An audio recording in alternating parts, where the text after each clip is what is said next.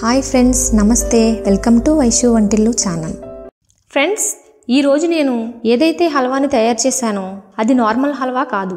ఇది చాలా tasty and delicious halwa. దీన్ని చూస్తేనే మీ నోట్లో నీళ్లు ఊరుతాయి. ఇప్పుడు నేను ఏ హల్వా గురించి అయితే మాట్లాడుతున్నానో అది ఇదే పెసరపప్పు హల్వా. దీన్ని తయారు చేయడం ఎంతో ఈజీ, ఎంతో టేస్టీగా చాలా తక్కువ టైంలో తయారు చేసుకోవచ్చు. మీ పిల్లలు కూడా దీన్ని చాలా ఇష్టంగా తింటారు. దీన్ని మీరు ఒకసారి తయారు చేస్తే చాలా కాలం వరకు దీన్ని తినవచ్చు. అంటే కొన్ని నెలల వరకు కూడా మీరు దీన్ని స్టోర్ చేసి ఉంచుకోవచ్చు. అది ఎలా అనేది నేను మీకు ఈ వీడియోలో చూపిస్తాను. సో ఇప్పుడు మనం ఎంతో టేస్టీగా ఉండే ఇన్స్టెంట్ పెసరపప్పు హల్వాని తయారు చేద్దాం. ఇంకా లేట్ చేయకుండా మన ఈ రెసిపీని తయారు చేయడం స్టార్ట్ చేద్దాం. ఫ్రెండ్స్, ఈ వీడియోని లైక్ చేసి మన ఛానల్కి సబ్స్క్రైబ్ చేసుకోండి. ఫ్రెండ్స్, దీనికోసం మొదట నేను 1 కప్పు పెసరపప్పును తీసుకున్నాను. పొట్టులేని పెసరపప్పును తీసుకోవాలి. మీరు మీ ఇంట్లో ఉన్న ఏ కప్పుతోనైనా దీన్ని తీసుకోవచ్చు.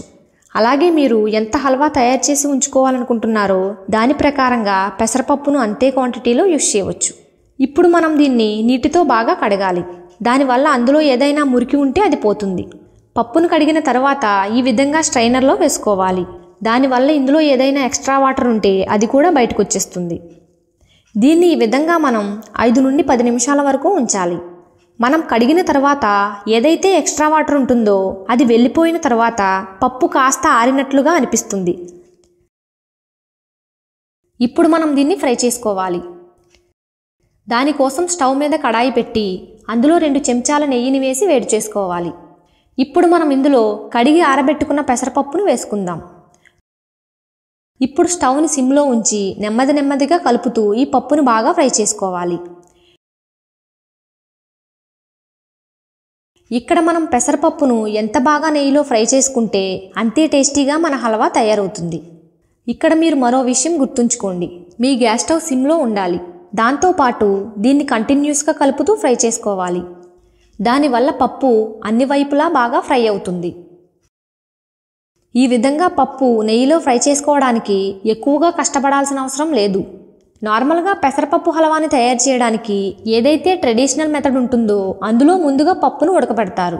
తర్వాత దాన్ని మిక్సీలో వేసి పేస్ట్ చేస్తారు. ఆ పేస్ట్ని నెయ్యిలో ఫ్రై చేస్తారు. అలా చేయడం వల్ల చేతికి మంచి ఎక్సర్సైజ్ అవుతుంది. ఎందుకంటే అది పేస్ట్ లాగా ఉంటుంది కాబట్టి ఎక్కువగా కడాయికి అంటుకుపోతుంది. అందువల్ల దాన్ని కంటిన్యూస్గా కలపాల్సి ఉంటుంది. ఇక్కడ అంతగా కష్టపడాల్సిన అవసరం లేదు. మనం పప్పును ఫ్రై చేస్తున్నాం కాబట్టి అది అంత తొందరగా కడాయికి అంటుకోదు. ఒకవేళ మీరు కొత్తగా వంట నేర్చుకుంటున్నట్లయితే లేదా కొత్త ఐటమ్స్ తయారు చేయడం మీకు ఇష్టమైతే ఈ విధంగా మీరు హల్వాని తయారు చేసుకోవచ్చు.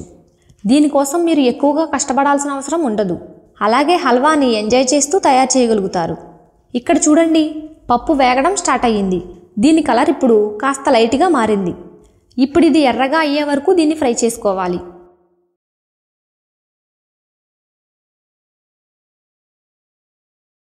ఇప్పుడు చూడండి, పప్పు కలర్ బాగా చేంజ్ అయ్యింది. ఇది క్రిస్పీగా కూడా ఉంది. ఇలా తక్కువ నెయ్యిలో పప్పును ఫ్రై చేసుకోవడానికి 15 నుండి 20 నిమిషాలు పడుతుంది. మనం పప్పును ఫ్రై చేయడం పూర్తయింది. అందువల్ల గ్యాస్ని ఆఫ్ చేద్దాం. ఇప్పుడు మనం దీన్ని కాసేపు చల్లార్చుకోవాలి. చల్లారిన తర్వాత పప్పు కలర్ ఇంకా బాగా చేంజ్ అయ్యింది. ఇప్పుడు దీన్ని మనం మిక్సీ జార్లో వేసుకొని దీన్ని మనం పౌడర్గా చేసుకోవాలి. ఇందులో పెద్ద పప్పు ముక్కలు ఉండకుండా మధ్యలో కలుపుతూ దీన్ని బాగా గ్రైండ్ చేసుకోవాలి. అలా అని మరీ మెత్తగా కూడా ఉండకూడదు, కాస్త బరకగా ఉండాలి. దానివల్ల హల్వా చాలా పొడిగా వస్తుంది. తినేటప్పుడు ఈ ముక్కలు పంటి కిందకి వస్తే హల్వా ఇంకా టేస్టీగా ఉంటుంది. ఇప్పుడు ఈ పెసరపప్పు పౌడర్ రెడీ అయినట్లే. ఇప్పుడు దీన్ని మనం ఒక మిక్సింగ్ బౌల్లోకి వేసుకుందాం. దీన్ని ఒక స్పూన్తో బాగా కలుపుకోవాలి. దానివల్ల ఇందులో పప్పు ముద్దలుగా ఉంటే అది విడిపోతుంది. ఇప్పుడు మనం హల్వా యొక్క ఎటువంటి ప్రీమిక్స్ని తయారు చేసి స్టోర్ చేసుకుందాము అంటే దానివల్ల మీరు కానీ మరెవరైనా కానీ ఈ హల్వాని చాలా ఈజీగా ఎప్పుడు కావాలంటే అప్పుడు తయారు చేసుకోవచ్చు. దానివల్ల వేరే వస్తువులను కొలిచి వేసుకోవాల్సిన అవసరం కూడా ఉండదు. అందువల్ల ఇప్పుడు మనం ఇందులో అవసరమైన వస్తువులన్నింటినీ కలుపుకుందాం. ఇప్పుడు నేను ఇందులో పటికి బెల్లం కలుపుతున్నాను.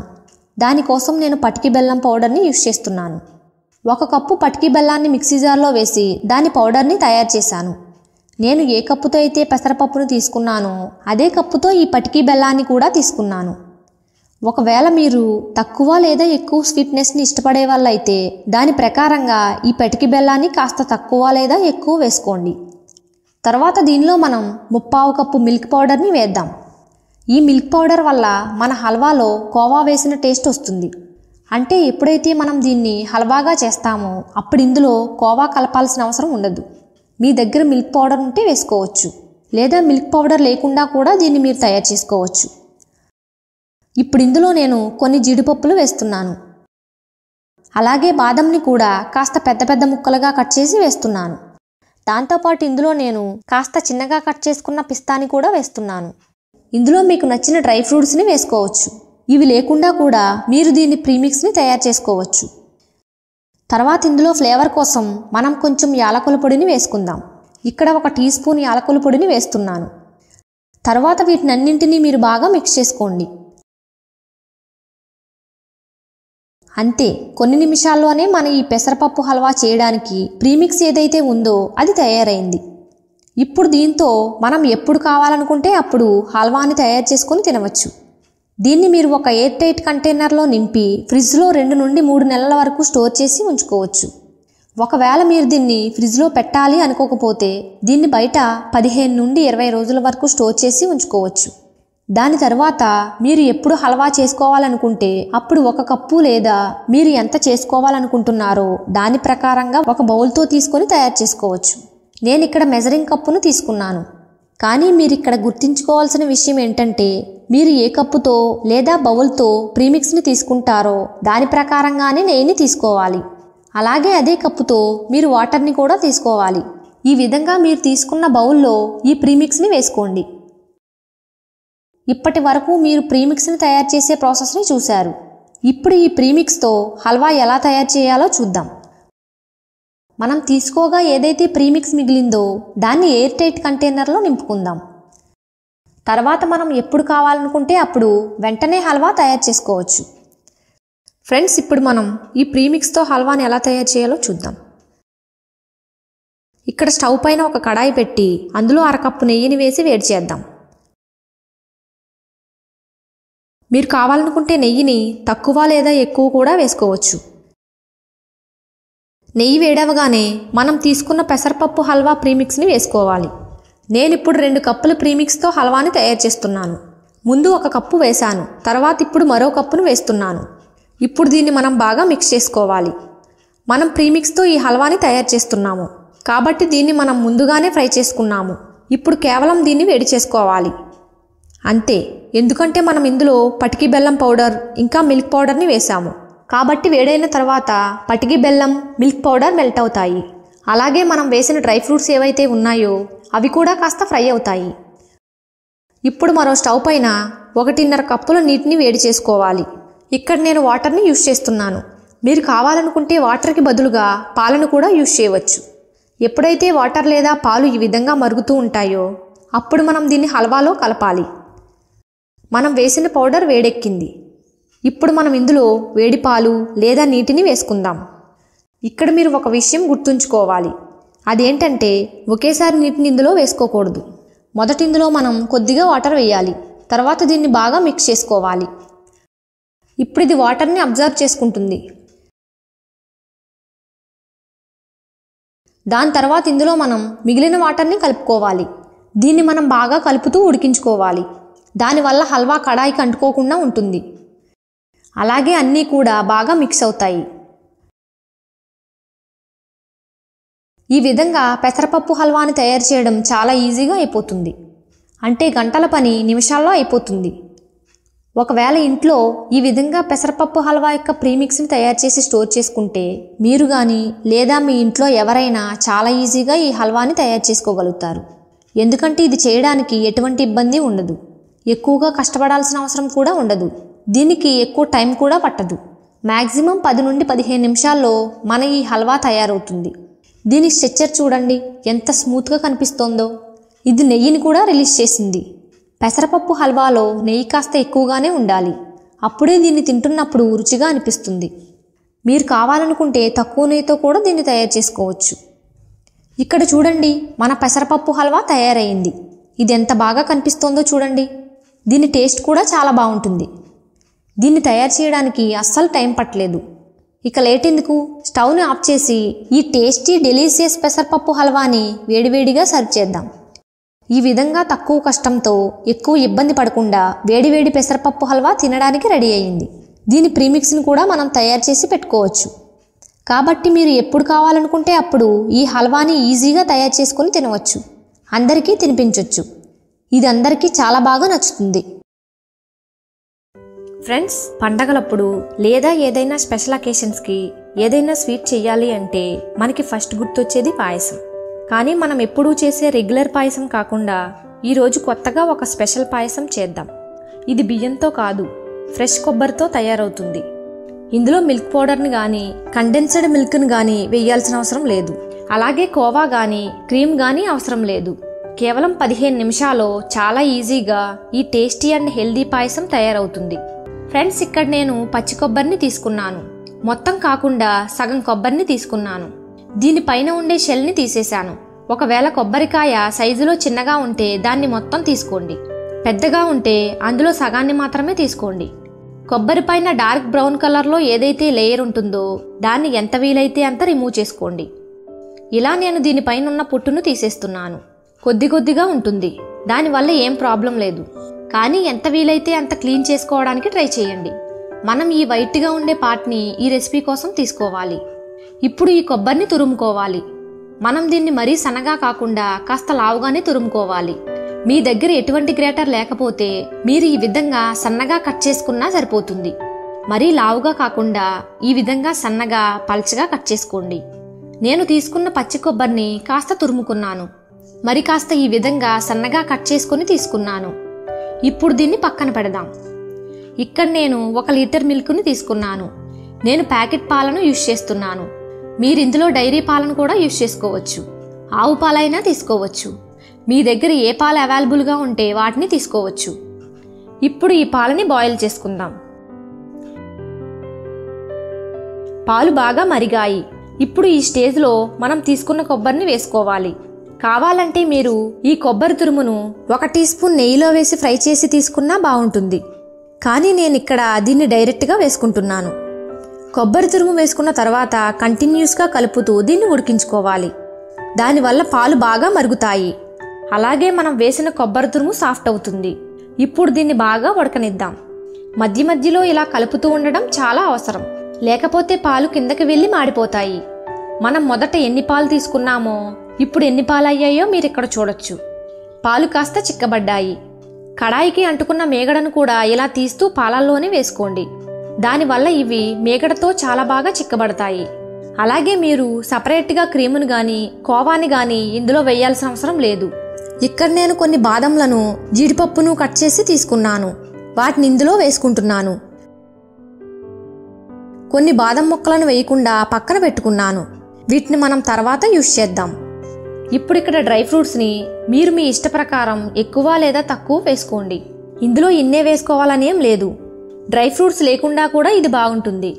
కానీ డ్రై ఫ్రూట్స్ వేసుకుంటే తినేటప్పుడు నోటికి తగిలితే ఇంకా బాగుంటుంది. ఇప్పుడు వీటిని కూడా మనం బాగా మిక్స్ చేసుకుందాం. 2 నుండి 3 నిమిషాల పాటు వీటినన్నింటినీ బాగా ఉడికించుకోవాలి. దానివల్ల మనం వేసిన బాదం జీడిపప్పు పాలతో ఉడికి కాస్త సాఫ్ట్ అవుతాయి. ఇప్పటి వరకు మనం ఇందులో స్వీట్నెస్ కోసం ఏమీ వేయలేదు. అందువల్ల ఇప్పుడు నేను ఇందులో 1 కప్పు పంచదారని వేసుకుంటున్నాను. పంచదారను మీరు తినే తీపిని బట్టి ఎక్కువ లేదా తక్కువగా వేసుకోవచ్చు. అది కాకుండా మనం పచ్చి కొబ్బరిని వేసుకున్నాం కాబట్టి అది కాస్త తీపిగానే ఉంటుంది. అలాగే పాలు కూడా చిక్కబడ్డ తరువాత కాస్త తీపిగా మారుతాయి. దానివల్ల మీరు పంచదార క్వాంటిటీని తక్కువగా వేసుకోండి. 1 లీటర్ పాలకు 1 కప్పు పంచదార సరిపోతుంది. మీరు కావాలంటే ఇందులో కండెన్స్డ్ మిల్క్ను కూడా యూజ్ చేసుకోవచ్చు. ఇప్పుడు ఇందులో నేను 1/2 టీ స్పూన్ ఇలాచీ పౌడర్ని వేస్తున్నాను. మీరు ఈ ఇలాచీ పౌడర్ని ఫ్రెష్గా చేసుకొని వేసుకోండి. దానివల్ల స్మెల్ చాలా బాగా వస్తుంది. దీని కన్సిస్టెన్సీ ఏ విధంగా ఉందో, పాల క్వాంటిటీ ఎంతగా తగ్గిపోయిందో మీరు ఇక్కడ చూడొచ్చు. పాలు మొత్తం బాగా చిక్కబడ్డాయి. ఇప్పుడు ఇందులో నేను కుంకుమ పువ్వు వేసిన పాలను కలుపుకుంటున్నాను. దానివల్ల పాయసానికి మంచి కలర్ వస్తుంది. కానీ ఇది కంపల్సరీ అని ఏమీ లేదు, మీ దగ్గర ఉంటే వేసుకోండి. నేను కొన్ని కుంకుమ పువ్వు రేకలను వేడి పాలల్లో వేసి నానబెట్టుకున్నాను, దాన్ని ఇందులో వేసుకున్నాను. కుంకుమ పువ్వు వల్ల ఎంత మంచి కలర్ వచ్చిందో చూడండి. కుంకుమ పువ్వు మన ఆరోగ్యానికి చాలా మంచిది. చివరిగా నేను ఇందులో కొబ్బరి బోండాలో పల్చగా ఉండే కొబ్బరిని తీసి వేసుకుంటున్నాను. దీని టేస్ట్ చాలా బాగుంటుంది. మీకు వీలైతే దీన్ని తప్పకుండా వేసుకోండి. దీన్ని వేసిన తర్వాత ఎక్కువగా ఉడికించొద్దు. గ్యాస్ ఫ్లేమ్ని ఆఫ్ చేద్దాం. దీంతో మన డెలీషియస్, హెల్దీ, టేస్టీ అయిన కొబ్బరి పాయసం తయారైంది. దీని స్ట్రక్చర్ చూడండి. దీన్ని వేడివేడిగా అయినా లేదా ఫ్రిడ్జ్లో ఉంచి కూల్గా అయినా సర్వ్ చేసుకోవచ్చు. ఇది ఎంత క్రిస్పీగా, ఎంత సాఫ్ట్గా కనబడుతుందో కదా. మనం ఇందులో సపరేట్గా క్రీమును కానీ, కోవాని కానీ, మిల్క్ పౌడర్ని కానీ వేయలేదు. కేవలం పాలను, కొబ్బరిని మాత్రమే యూజ్ చేశాము. ఇది ఎంత చిక్కగా ఉందో చూడండి. నిజంగా చాలా అద్భుతంగా ఉంది కదా. దీని ముందు మిగిలిన పాయసాలన్నీ కూడా తక్కువే. దీనికి ఎక్కువ ఇంగ్రీడియంట్స్ అవసరం లేదు. కాబట్టి మీరు ఈ టేస్టీ రెసిపీని తప్పకుండా ట్రై చేయండి. ఈరోజు నేను యాపిల్తో పుల్లగా, తీయగా, కారంగా ఉండే చట్నీని తయారు చేస్తున్నాను. యాపిల్లో ఉండే లాభాల గురించి మనందరికీ బాగా తెలుసు. ఇందులో మనకు కావలసిన అన్ని ప్రోటీన్స్ ఉన్నాయి. బెల్లం కొన్ని మసాలాలతో కలిపి ఇది ఇంకా ఎక్కువ టేస్టీగా తయారవుతుంది. దీన్ని 45 రోజుల నుండి 2 నెలల వరకు స్టోర్ చేసి ఉంచుకోవచ్చు. పరోటాలలో ఈ చట్నీ చాలా టేస్టీగా ఉంటుంది. ఇంకా లేట్ చేయకుండా దీన్ని తయారు చేద్దాం. ఫ్రెండ్స్, అంతకన్నా ముందు ఈ వీడియోని లైక్ చేసి మన ఛానల్ని సబ్స్క్రైబ్ చేసుకోండి. ఫ్రెండ్స్, ఈ రెసిపీ కోసం నేను ఇక్కడ 4 యాపిల్స్ని తీసుకున్నాను. ఇవి వెయిట్లో 1 కిలో వరకు ఉంటాయి. ఈ యాపిల్స్ని మనం బాగా కడిగి తీసుకుందాం. కడిగిన తర్వాత వీటిని తడి లేకుండా పొడిబట్టతో బాగా తుడుచుకోవాలి. వీటి పైన పొట్టును తీసేయాలి. ఇక్కడ నేను మీడియం సైజు ఉన్న యాపిల్స్ని తీసుకున్నాను. యాపిల్స్ పుల్లగా లేదా తీయగా ఏ విధంగా ఉన్నా తీసుకోవచ్చు.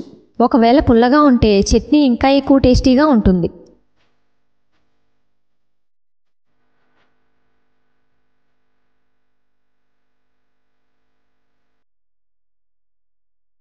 తరువాత ఈ విధంగా పొట్టు తీసిన యాపిల్స్ని ముక్కలు ముక్కలుగా కట్ చేసుకోవాలి. నైఫ్తో మనం ఈ విధంగా పల్చని పొడవైన ముక్కలుగా కట్ చేసుకోవాలి. ఒకవేళ మీ దగ్గర యాపిల్ కట్టర్ ఉంటే దాంతో కట్ చేసుకోండి. నా దగ్గర యాపిల్ కట్టర్ లేదు కాబట్టి నేను నైఫ్తో కట్ చేస్తున్నాను. వీటిని చాలా పల్చని ముక్కలుగా ఈ విధంగా కట్ చేసుకోవాలి. అప్పుడే ఇవి తొందరగా బాయిల్ అవుతాయి.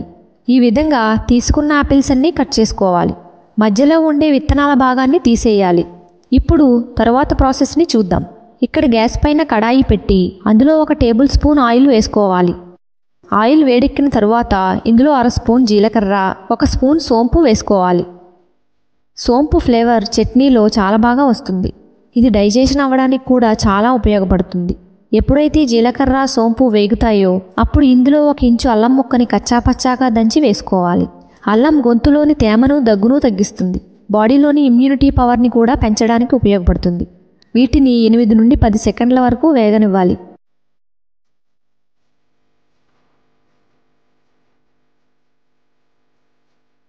ఇప్పుడు ఇందులో మనం కట్ చేసుకున్న యాపిల్ ముక్కలను వేసుకోవాలి. దానితో పాటు ఇందులో ఉప్పును కూడా వేయాలి. ఇక్కడ మనం 1/2 స్పూన్ కంటే కూడా ఎక్కువ రాక్ సాల్ట్ని తీసుకున్నాం. ఇప్పుడు 1/2 స్పూన్ వేయించిన జీలకర్ర పొడిని వేయాలి. ఇక్కడ మీరు రాక్ సాల్ట్కి బదులుగా సైంధవ లవణాన్ని కూడా తీసుకోవచ్చు. సైంధవ లవణాన్ని వేస్తే మీరు ఉపవాసాల టైంలో కూడా దీన్ని తినవచ్చు. ఉప్పు వేయడం వల్ల ఆపిల్ ముక్కలు చాలా తొందరగా సాఫ్ట్ అవుతాయి. చట్నీలో వీటి టేస్ట్ కూడా చాలా బాగా వస్తుంది. ఇప్పుడు వీటిని మనం బాగా మిక్స్ చేసుకోవాలి. లో మీడియం ఫ్లేమ్ పైన 7 నుండి 8 నిమిషాల వరకు దీన్ని ఉడికించాలి.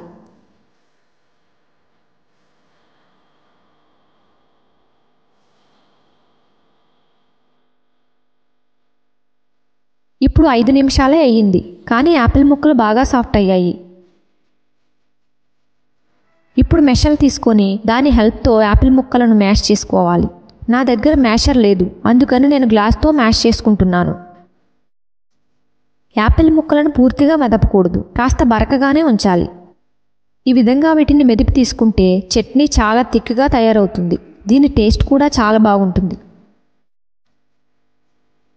ఈ విధంగా కాస్త మెదిపిన తర్వాత ఇందులో చిన్న చిన్న యాపిల్ ముక్కలు కనబడతాయి. ఇవి చట్నీలో చూడటానికి, తినడానికి కూడా చాలా బాగుంటాయి. ఇప్పుడు ఇందులో మనం 1/2 చెంచా కారం వేయాలి. తర్వాత 10 మిరియాలను దంచిన పౌడర్ని వేసుకోవాలి. పావు స్పూన్ దాల్చిన చెక్క పౌడర్ని వేయాలి. ఒకవేళ ఈ పౌడర్ లేకపోతే 1 ఇంచు దాల్చిన చెక్కను జీలకర్ర మరియు సోంపు వేసిన టైంలో వేయండి. దీని ఫ్లేవర్ చట్నీకి చాలా బాగుంటుంది. అందువల్ల మీరు దాన్ని తప్పకుండా వేయండి. తర్వాత వీటినన్నిటినీ బాగా కలపాలి. ఇప్పుడు 1-2 నిమిషాలు ఉడికించాలి. 2 నిమిషాలు ఉడికించిన తర్వాత ఇందులో మనం బెల్లం వేసుకోవాలి. ఇక్కడ నేను 200 గ్రాముల బెల్లం తీసుకున్నాను. 200 గ్రాముల మిశ్రీని కూడా తీసుకున్నాను. మిశ్రీ అంటే పటికి బెల్లం. ఇది కళ్ళకు చాలా మంచిది. దీన్ని నేను చిన్న చిన్న ముక్కలుగా చేసి తీసుకున్నాను. మిశ్రీ ప్లేస్లో మీరు పంచదారను కూడా తీసుకోవచ్చు. కేవలం బెల్లం మరియు పంచదారతో కూడా దీన్ని తయారు చేసుకోవచ్చు. సగం బెల్లం సగం పంచదారతో మీరు ఈ చట్నీని తయారు చేస్తే చట్నీ కలర్ చాలా బాగుంటుంది. యాపిల్స్ ఎక్కువ పుల్లగా లేనందున నేను 500 గ్రాముల యాపిల్స్కి 400 గ్రాముల బెల్లం మిశ్రీని కలిపి తీసుకున్నాను. 5 నిమిషాల వరకు దీన్ని బాగా ఉడికించాలి. ఇప్పుడు ఇది కాస్త పల్చగా అనిపిస్తుంది, కానీ చల్లారిన తరువాత ఇది కాస్త చిక్కబడుతుంది.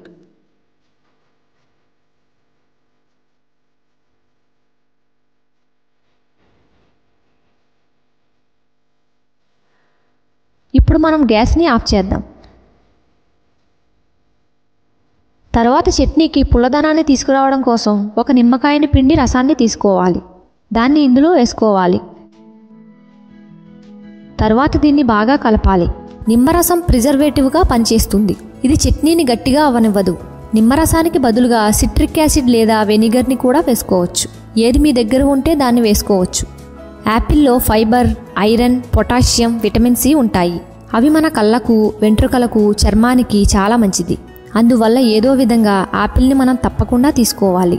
ఒకవేళ మీకు కూడా నాలాగే ప్రతిరోజు యాపిల్స్ని కట్ చేసి తినడం కష్టంగా అనిపిస్తే ఒకసారి ఈ చట్నీని ట్రై చేయండి. ఉదయం సాయంత్రం స్పూన్తో తినొచ్చు, లేదా చపాతీ, పరోటాలతో కూడా తినొచ్చు. మీరు ఈ చట్నీని పిల్లలకు టిఫిన్స్లో కూడా ఇవ్వచ్చు. పిల్లలు కూడా ఈ చట్నీని చాలా ఇష్టంగా తింటారు. చల్లారిన తరువాత దీన్ని శుభ్రంగా తుడిచిన గాజు సీసాలో స్టోర్ చేసుకోండి. ప్లాస్టిక్ బాటిల్స్ని అస్సలు యూజ్ చేయకండి. ఈ చట్నీని బాటిల్స్లో నుండి తీయడానికి క్లీన్గా ఉన్న స్పూన్ని యూజ్ చేయండి. అప్పుడే ఈ చట్నీ చాలా రోజుల వరకు పాడవకుండా ఉంటుంది. ఈ చట్నీ చాలా హెల్దీ మరియు టేస్టీగా కూడా ఉంటుంది. అందువల్ల మీరు ఈ రెసిపీని తప్పకుండా ట్రై చేయండి. ఫ్రెండ్స్, ఈ రెసిపీ మీకు ఎలా అనిపించిందో కామెంట్లో తప్పకుండా తెలియజేయండి. ఫ్రెండ్స్, పండగలప్పుడు కానీ లేదా ఏదైనా స్పెషల్ అకేషన్స్కి ఏదైనా స్వీట్ చేయాలి అంటే మనకి ఫస్ట్ గుర్తొచ్చేది పాయసం. సో ఈరోజు ఈ వీడియోలో తియ్యగా నోరూరించే సగ్గుబియ్యం సేమియా పాయసం చాలా రుచిగా ఎలా తయారు చేసుకోవాలో చూద్దాం. ముందుగా స్టవ్ మీద ప్యాన్ పెట్టి అందులో 1 టేబుల్ స్పూన్ నెయ్యి వేసుకొని అందులో డ్రై ఫ్రూట్స్ని వేసుకొని బాగా ఫ్రై చేసుకోవాలి.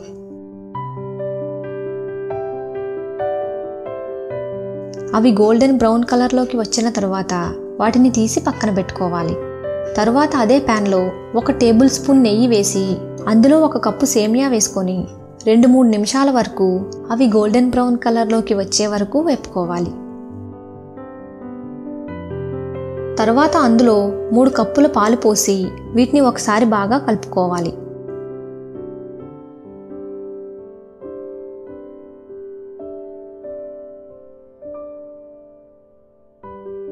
ఇప్పుడు ఇందులో 2 స్పూన్ల సగ్గుబియ్యం వేసుకోవాలి.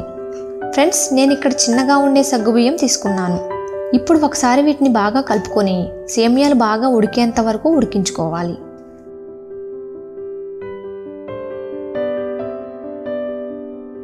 ఇప్పుడు ఇందులో 1 కప్పు పంచదార వేసుకోవాలి. మనం ఏ కప్పుతో అయితే సేమియాలు తీసుకున్నామో అదే కప్పుతో 1 కప్పు పంచదార వేసి మిక్స్ చేసుకుందాం.